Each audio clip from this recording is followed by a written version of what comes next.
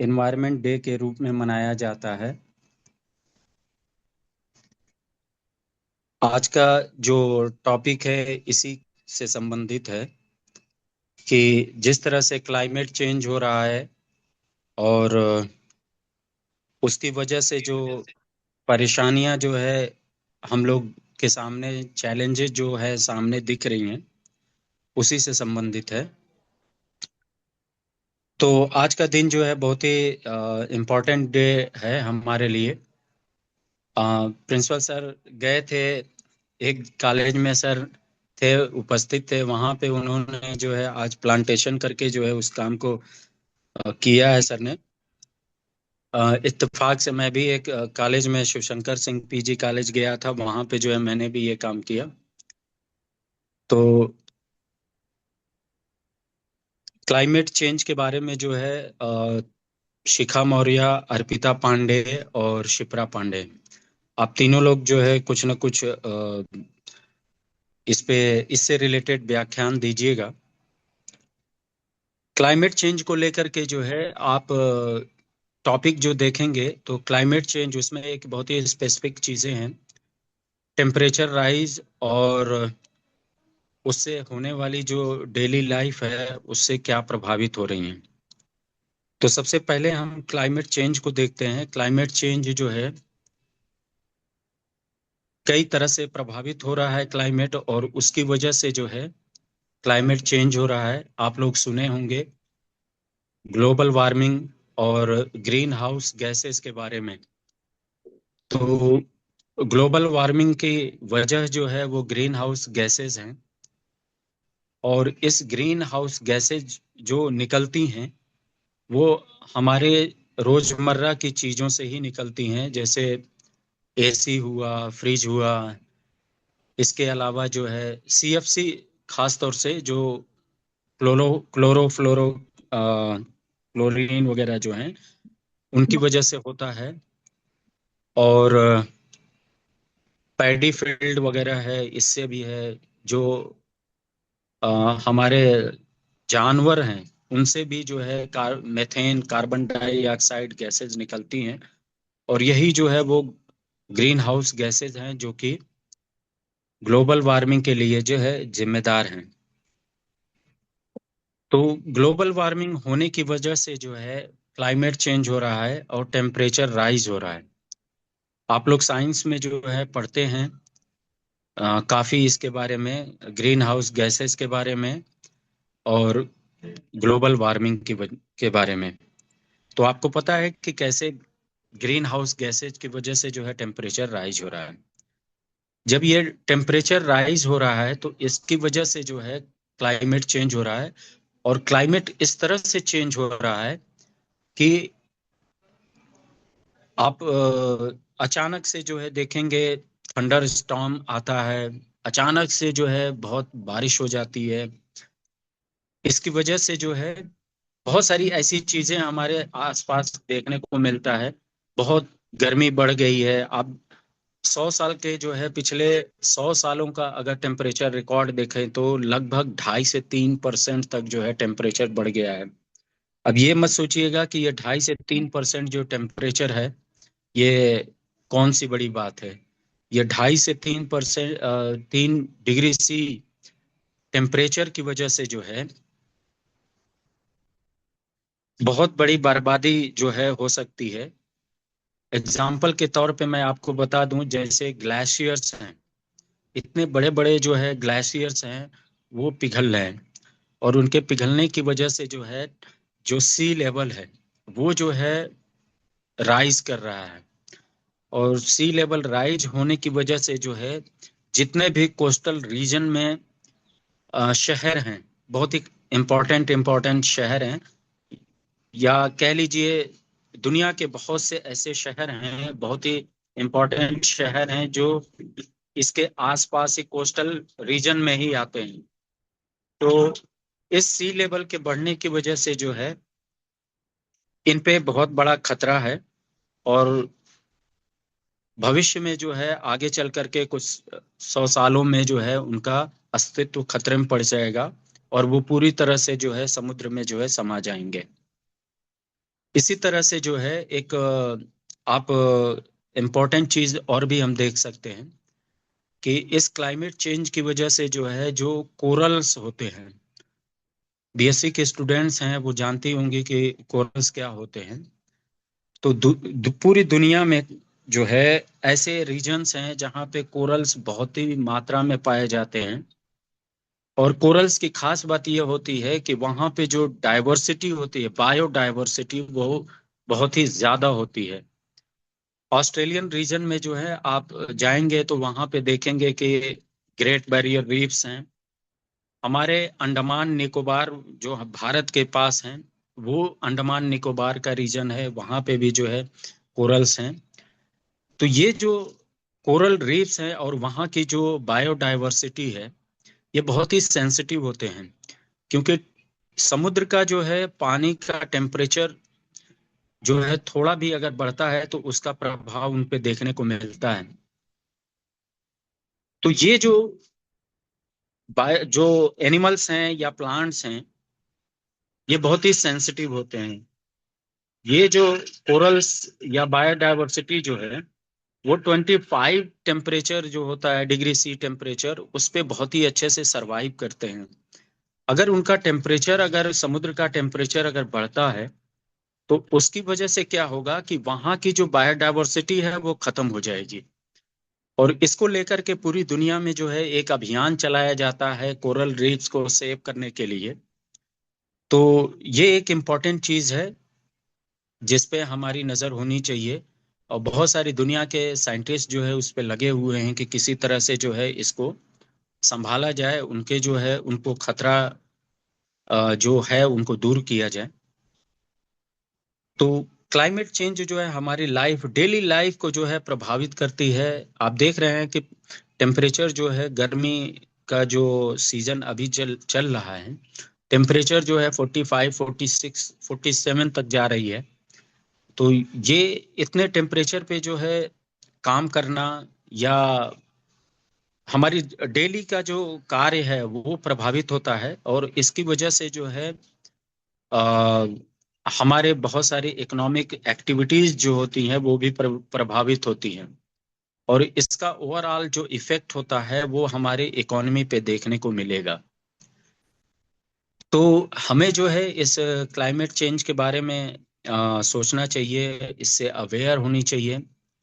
और कोशिश ये करनी चाहिए कि जो है इसके जो रीजन्स हैं, जो कारण हैं, उन पे ध्यान देते हुए वो गैसें जो हानिकारक हैं, ग्लोबल वार्मिंग के लिए जिम्मेदार हैं, उनको मिनिमाइज किया जा सके और ज्यादा से ज्यादा प्लांटेशन वगैरह किया जा सके, ताकि इनके प्रभावों से बचा जा सके। तो आप भी अवेयर रहिए और अपने आसपास जो भी लोग हैं उनको अवेयर कीजिए, एनवायरनमेंट के बारे में बताइए, क्लाइमेट के बारे में बताइए। और कोशिश करिए कि जो है, देखिए कोई एक आदमी कुछ भी चेंज नहीं कर सकता है, लेकिन थोड़े थोड़े करके जो है अगर सब लोग कार्य करें तो जरूर जो है इसका प्रभाव पड़ता है। और एक दिन जो है यही छोटे छोटे कार्य जो है बहुत बड़ी हो जाती हैं। तो हम लोग कम से कम निर्णय करें, शपथ लें, और कि हम अपने इन्वायरमेंट को क्लीन रखेंगे, ग्रीन रखेंगे। और इन्वायरमेंट को जो भी प्रभावित करने वाले कारक हैं उनको मिनिमाइज करेंगे, ताकि जो है हमारा इन्वायरमेंट सेफ रहे, रहने लायक रहे, और जो भी परेशानियां हैं वो दूर हों। तो मैं इन्हीं सब बातों के साथ जो है अब अपनी बात को यहीं पे रोकना चाहूंगा। और मैं सर से निवेदन करूंगा कि सर स्टूडेंट्स को भी मौका दें, वो भी अपनी बातें जो है हम लोगों के समक्ष रखें। बहुत बहुत धन्यवाद सर। बहुत बहुत धन्यवाद जमालुद्दीन जी। अब कोई छात्रा जो है अपनी बात रखें।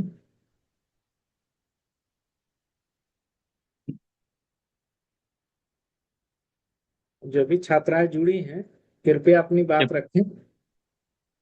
शिप्रा, अर्पिता, जो भी पहले बोलना चाहे।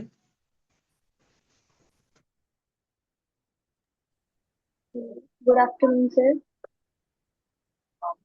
ओके, तो ठीक है। वैश्विक जलवायु परिवर्तन का एक बहुत बड़ा असर हमारे रोजमर्रा के जीवन पे भी पड़ रहा है। जैसे गर्मी का बढ़ना, अधिक गर्मी की लहरें जिसको हम हीट वेव्स कह सकते हैं, या फिर बारिश के पैटर्न में बदलाव और अक्सर सूखा पड़ जाना। ये सब चीजें जो है ये क्लाइमेट चेंज की वजह से ही हो रहा है। इससे फार्मिंग में, क्रॉप्स रोटेशन में और फसल पे सब पे इस चीज का असर पड़ रहा है। पानी की उपलब्धता में भी कमी हो रही है। लोगों के स्वास्थ्य पर भी इसका नकारात्मक प्रभाव पड़ रहा है। इन अदर लैंग्वेज अगर मैं कहूँ तो मैं बहुत ज्यादा हिंदी में नहीं बोल पाऊंगी क्योंकि मैंने इंग्लिश में तैयार किया है, तो आदत थोड़ी सी छूट गई है। Global climate change is causing a rise in earth temperature due to increased greenhouse gases like carbon dioxide, chlorofluorocarbons, etc. This temperature rise every day, like by causing extreme heat, irregular rainfall, water shortages, and hotter weather can cause health problems such as dehydration, heat strokes, and tiredness. It is also increased the use of fans and air conditioners, जैसा कि अभी Jamal sir बता रहे थे, तो air conditioners leading to higher electricity bills. Changes in rainfall can affect farming, water supply, and food production. Extreme water events like floods and heat waves can also disaster transportation and daily disaster. Daily activities, thus temperature rise a direct impact on human life and the environment. So, therefore, climate change is becoming an important challenge for daily life and the environment. और इस तरह से मुझे जो बोलना था मैंने बोल दिया। वैश्विक जलवायु परिवर्तन और भी बहुत काफी चीजों पे निगेटिव अपना इफेक्ट दिखा रहा है, जिसे रोकना चाहिए। अब हम ही लोग ये सब चीजें करेंगे, हम ही लोग रोक सकते हैं, पेड़ पौधे लगा सकते हैं, एनवायरनमेंट को बचा सकते हैं, ट्रीज कटिंग को रोक सकते हैं।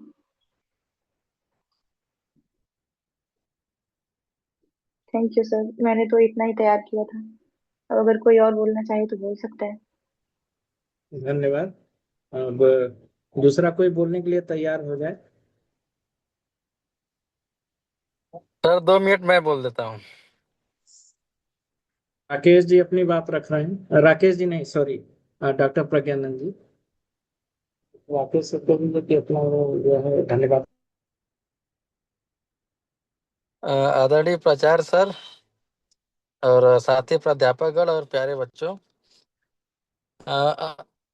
इस समय सबसे बड़ी जो चुनौती विकास के साथ सभी देशों के डेवलपमेंट के साथ जुड़ी हुई है वो है पर्यावरण पर पड़ता दूषित प्रभाव। पर्यावरण विकास के साथ लगातार प्रभावित होता जा रहा है। हम देखेंगे कि जो देश जितने ही ज़्यादा विकसित है वो उतना ही ज़्यादा फॉसाइल फ्यूल्स का कंजप्शन कर रहे हैं, उतना ही ज़्यादा मशीनरी का उपभोग कर रहे हैं और उनके द्वारा जो भी क्लोरोफ्लोरोकार्बन है, जो भी हानिकारक गैस है, जैसे जमाल सर ने बताया, जो ग्रीन हाउस इफेक्ट जनरेट करते हैं, सबसे ज़्यादा जो उसका प्रोडक्शन होता है वो विकसित देशों से होता है। या जो विकासशील देश हैं वो भी चूंकि विकास के साथ इन सारे संसाधनों का दोहन कर रहे हैं, तो उनके उन देशों से भी इस प्रकार के हानिकारक प्रभावों का प्रकोप बढ़ता जा रहा है। तो अब विकास के साथ इन्वायरमेंटल को कैसे बचाया जाए, मतलब कोई देश विकास की तरफ तेजी से आगे भी बढ़े और साथ में पर्यावरण भी हमारा बचा रहे। तो इसके लिए कंसेप्ट दिया गया है सस्टेनेबल डेवलपमेंट का, कि सस्टेनेबल डेवलपमेंट का जो मेन प्रिंसिपल है वो यही है कि हम प्रेजेंट की जो भी नीड्स हैं उसको फ्यूचर को बिना प्रभावित किए हुए उसको पूरा करें। ऐसा नहीं है कि बिना लगाम के फॉसाइल फ्यूल्स का दोहन करते जाएं जिससे कि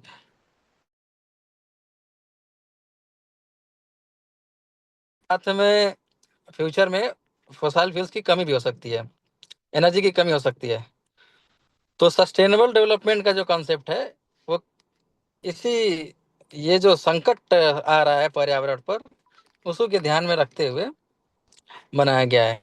तो फॉसिल फ्यूल्स का की जगह हम लोग क्या यूज करें, सस्टेनेबल डेवलपमेंट में क्या क्या पैरामीटर्स हैं या क्या क्या कदम उठाए गए हैं जिससे हम विकास को आगे भी रखें और पर्यावरण को उतना प्रभावित ना करें जितना अभी प्रभावित कर रहे हैं। तो इसके लिए कुछ स्टेप्स जो हैं, जैसे कि हम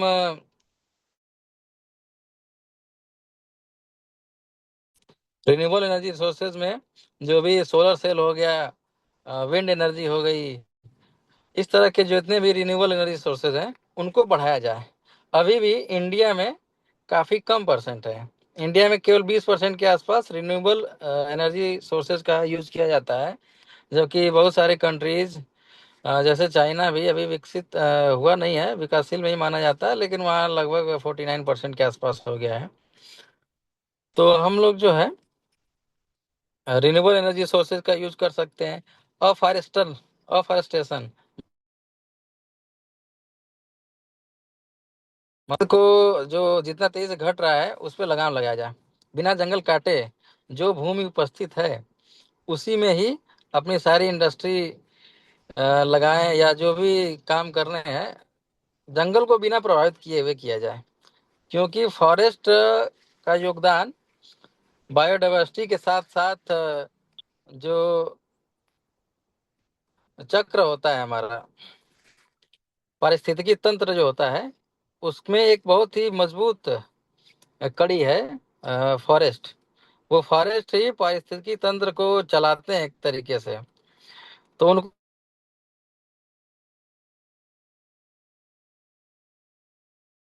रिन्यूएबल एनर्जी सोर्सेज हो गए और जितना भी वेस्ट है उसका जो वेस्ट मैनेजमेंट किया जाए। बहुत सारे वेस्ट ऐसे होते हैं जिनको रिसाइकिल आसानी से किया जा सकता है और उससे काफ़ी यूजफुल प्रोडक्ट जल्द ही बनाए जा सकते हैं। मतलब बहुत हाई लेवल का रिसाइकलिंग नहीं है, 2-3 स्टेप की रिसाइकलिंग से वेस्ट को यूजफुल बनाया जा सकता है। तो इस तरह के 3-4 स्टेप करके रेन वाटर का हार्वेस्टिंग करके हम लोग पानी की समस्या को भी दूर कर सकते हैं, क्योंकि वाटर हमारी फंडामेंटल नीड है। वाटर को पहुंचाने में भी काफ़ी एनर्जी खर्च होती है, तो अगर हम हार्वेस्टिंग कर लें तो उस एनर्जी को भी बचा सकते हैं।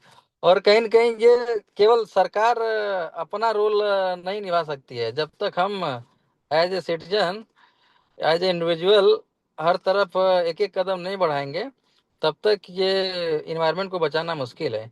गवर्नमेंट जो है वो केवल रूल्स बना सकती है और केवल मतलब एक तरीके से पॉलिसी मेकिंग में अपना रोल निभा सकती है, लेकिन उसको पूरी तरीके से इम्प्लाई करना और as a individual as a human being जो इस अर्थ पे रहते हैं, हमारा भी धरती के लिए जो रोल है उसमें भी अपना योगदान देते रहें और पर्यावरण को बचाने में अपना रेगुलर और छोटा सा ही योगदान सही अपना योगदान जरूर दें। ठीक है, इन्हीं सब बातों के साथ मैं अपनी बात को ख़त्म करता हूँ। धन्यवाद सभी को। Thank you sir.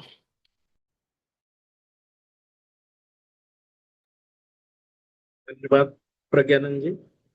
और किसी को बात रखनी है?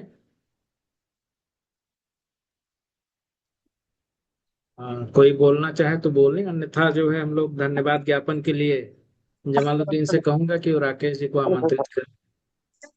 यहाँ पर शिप्रा, उपस्थित ये लावा वाला किसका है?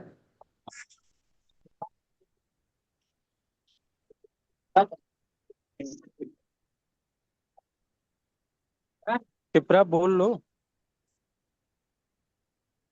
यहाँ पर उपस्थित सर, आवाज जा हाँ रही? बिल्कुल आवाज आ रही है, हाँ ठीक। हाँ। यहाँ पर उपस्थित सभी गणमान्य प्राध्यापक को मेरा सादर प्रणाम। मैं आपके सामने जलवायु परिवर्तन पर अपने विचार रखने आई हूँ। संयुक्त राष्ट्र और वैज्ञानिक मापदंडों के अनुसार वैश्विक जलवायु परिवर्तन का तात्पर्य पृथ्वी के जलवायु तंत्र के औसत तापमान, वायुमंडलीय दबाव और वर्षा के चक्र में होने वाले दीर्घकालीन तथा अस्थायी बदलावों से है। इसका मुख्य कारण मानवीय गतिविधियों द्वारा उत्सर्जित ग्रीन हाउस गैस जैसे कार्बन डाइऑक्साइड और मीथेन है, जो सूर्य की गर्मी को वायुमंडल में रोककर ग्लोबल वार्मिंग पैदा करती है। आदरणीय श्रोतागण, जलवायु परिवर्तन का मतलब सिर्फ मौसम का बदलना नहीं है, इसका सीधा असर हमारे जनजीवन, स्वास्थ्य और अस्तित्व पर पड़ रहा है। अचानक मौसम में बदलाव के कारण आज कहीं भीषण सूखा पड़ रहा है तो कहीं बिना मौसम के विनाशकारी बाढ़ आ रहे हैं, और ग्लेशियर का पिघलना, दुनिया के बड़े-बड़े ग्लेशियर तेजी से पिघल रहे हैं, जिससे समुद्र का जल स्तर बढ़ रहा है और तटीय शहरों के डूबने का खतरा पैदा हो रहा है। और इससे खाद्य और स्वास्थ्य के संकट प्राप्त हो रहे हैं, जैसे कि फसलों का चक्र बिगड़ने से अनाज की कमी हो रही है, और अत्यधिक गर्मी के कारण नई नई बीमारियां इंसानी जीवन को खतरे में डाल रही है। भारत पर जलवायु परिवर्तन का प्रभाव।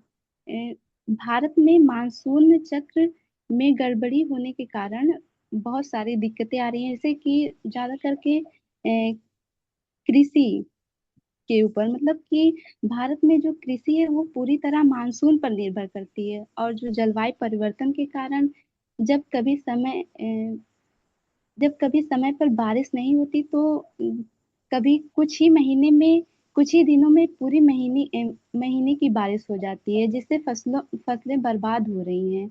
और वो ग्लेशियर का पिघलना तो बहुत बड़ी संकट है आने वाले जीवन में, और भीषण गर्मी के कारण भी मतलब बहुत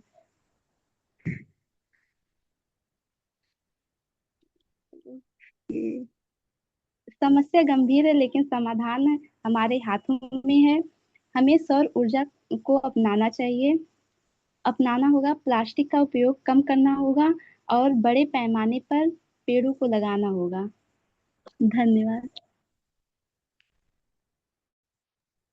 धन्यवाद शिखा। और कोई बोलना चाहता है? जमालुद्दीन जी।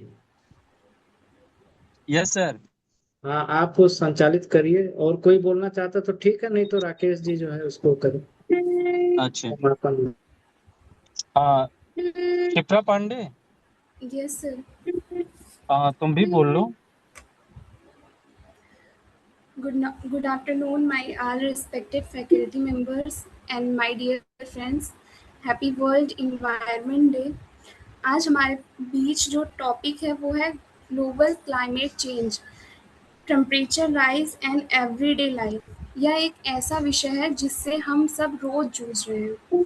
आज हम देख रहे हैं कि हर साल गर्मी हमारे सारे रिकॉर्ड तोड़ रही है।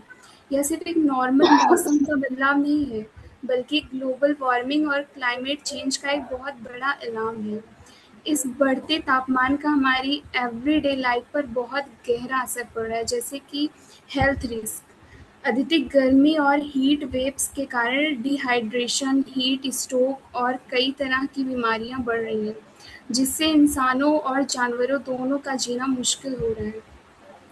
Second, water scarcity. लगातार तापमान बढ़ने से हमारे वाटर रिसोर्सेज जैसे नदियाँ और ग्राउंड वाटर तेजी से सूख रहे हैं, जिससे पीने के पानी का किल्लत बहुत ज़्यादा बढ़ रही है। Third, impact on biodiversity and agriculture.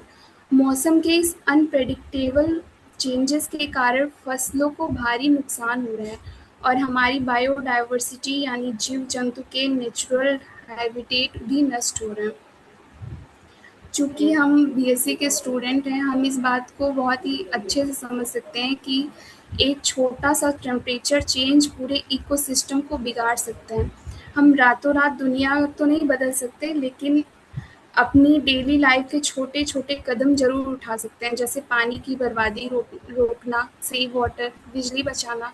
Single use plastic का इस्तेमाल बंद करना और अपने आसपास कम से कम एक पौधा ज़रूर लगाना। जैसे कि आज पर्यावरण दिवस है, तो एक पौधा हर किसी को ज़रूर लगाना चाहिए। अगर हम आज अवेयर नहीं हुए तो हमारा फ्यूचर और भी मुश्किल हो जाएगा। Let's take a step together to save our environment. Thank you sir. Thank you everyone.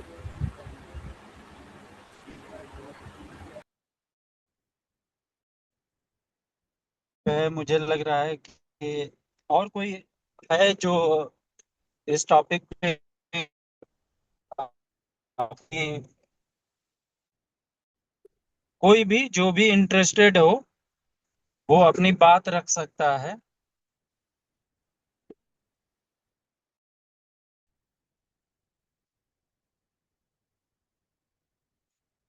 नहीं है?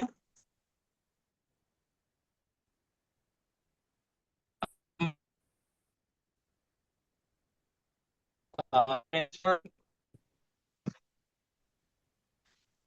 रही है सर, आ रही है। बहुत बहुत धन्यवाद आप सभी को। डॉक्टर जमालुद्दीन सर, हमारे महाविद्यालय के प्राचार्य सर, डॉक्टर प्रज्ञानंद सर, और बहुत सी छात्राएं जो इस वेबिनार में जुड़ी हुई हैं, सभी का बहुत बहुत धन्यवाद।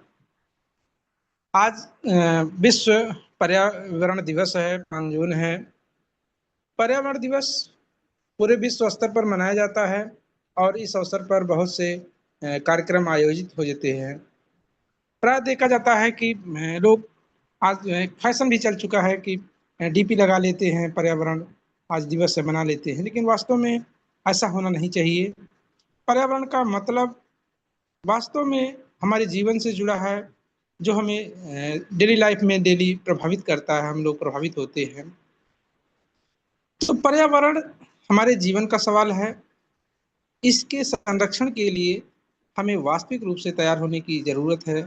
केवल कार्यक्रमों और औपचारिकताओं से हम बच नहीं सकते। रियल लाइफ में हमें बहुत से पेड़ लगाने चाहिए।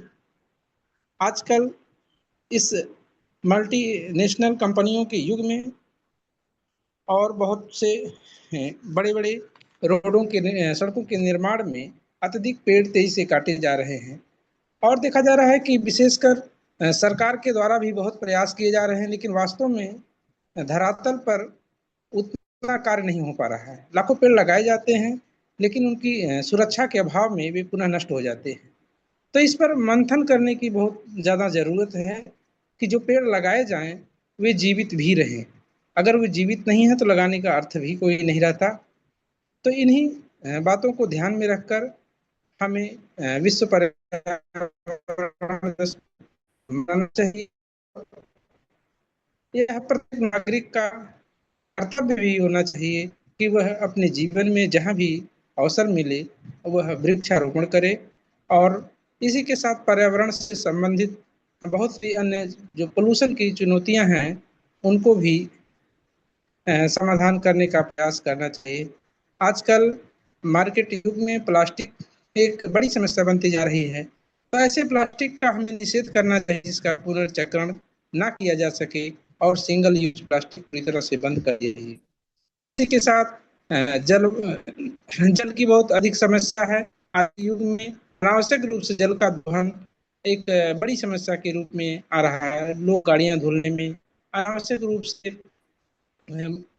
नल जल का दुरुपयोग करते हैं और यह एक गंभीर समस्या के रूप में आ रहा है। पर्यावरण केवल वृक्षों से संबंधित नहीं है, पर्यावरण हमारे जीवन शैली का भी एक हिस्सा होना चाहिए और अपने जीवन शैली में अपनाकर ही हम अपनी धरती को, अपने वातावरण को बचा सकते हैं।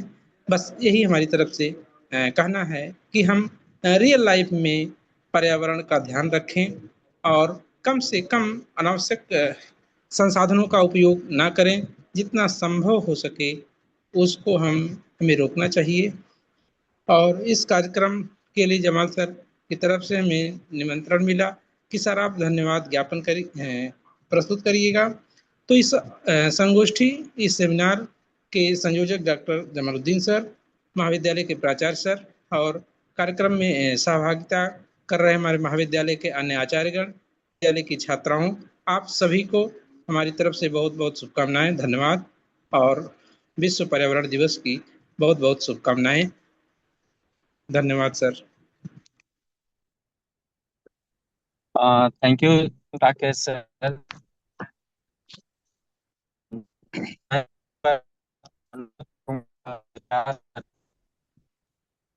सर आप भी दो शब्द बच्चों के लिए, हम सबके लिए जो है दो शब्द ज्ञान और पर्यावरण से। यहाँ पर उपस्थित सभी गणमान्य प्राध्यापक को मेरा सादर प्रणाम। मैं आपके सामने जलवायु परिवर्तन पर अपने विचार रखने आई हूँ।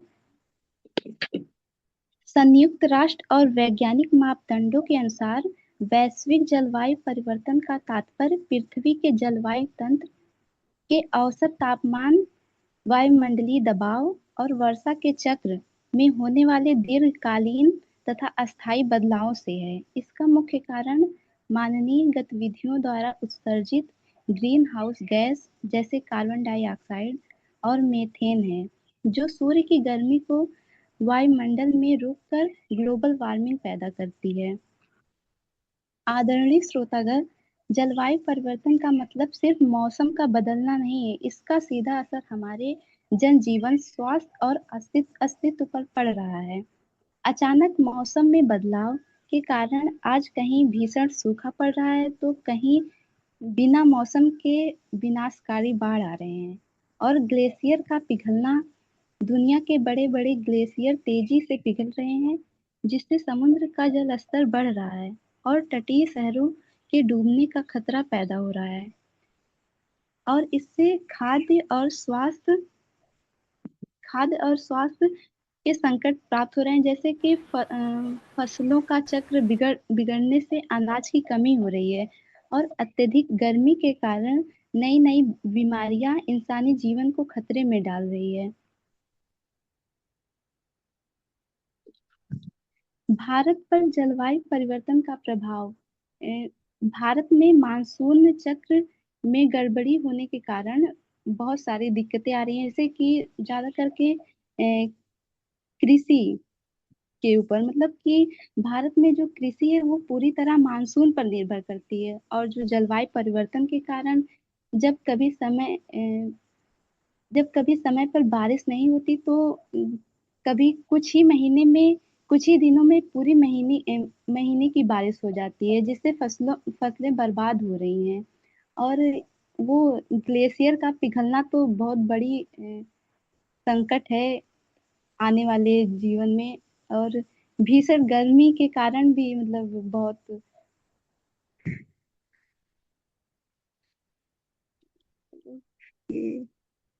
समस्या गंभीर है, लेकिन समाधान हमारे हाथों में है। हमें सौर ऊर्जा को अपनाना होगा, प्लास्टिक का उपयोग कम करना होगा और बड़े पैमाने पर पेड़ों को लगाना होगा। धन्यवाद। धन्यवाद शिखा। और कोई बोलना चाहता है? जमालुद्दीन जी। Yes sir. हाँ, आप संचालित करिए, और कोई बोलना चाहता तो ठीक है, नहीं तो राकेश जी जो है उसको करें अच्छा। समापन। Shipra Pandey, yes sir. तुम भी बोल लो। Good afternoon, my all respected faculty members and my dear friends. Happy World Environment Day. आज हमारे बीच जो टॉपिक है वो है global climate change, temperature rise and everyday life. यह एक ऐसा विषय है जिससे हम सब रोज जूझ रहे हैं। आज हम देख रहे हैं कि हर साल गर्मी हमारे सारे रिकॉर्ड तोड़ रही है। यह सिर्फ एक नॉर्मल मौसम का बदलाव नहीं है, बल्कि ग्लोबल वार्मिंग और क्लाइमेट चेंज का एक बहुत बड़ा इल्जाम है। इस बढ़ते तापमान का हमारी एवरीडे लाइफ पर बहुत गहरा असर पड़ रहा है, जैसे कि हेल्थ रिस्क, अधिक गर्मी और हीट वेव्स के कारण डिहाइड्रेशन, हीट स्ट्रोक और कई तरह की बीमारियां बढ़ रही हैं, जिससे इंसानों और जानवरों दोनों का जीना मुश्किल हो रहा है।